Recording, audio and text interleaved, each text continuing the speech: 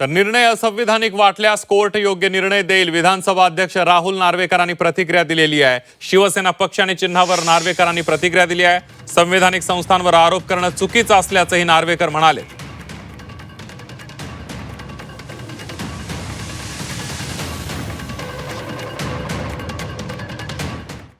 जर एखादी व्यक्ती एखाद्या निर्णयाशी सहमत नसेल तर त्याकरता आपल्या संविधानातून योग्य पर्यायी उपाय सुचवले गेलेले आहेत। कोर्ट आहे, हायकोर्ट आहे, सुप्रीम कोर्ट आहे। इथे आर्टिकल 226 असेल किंवा आर्टिकल 32 खाली तुम्ही याचिका दाखल करू शकता आणि जर का न्यायालयाला वाटलं की एखादी बाब ही असंविधानिकरित्या हाताळली गेली आहे तर न्यायालय त्याच्यावरती निश्चित योग्य तो निर्णय देऊ शकतं।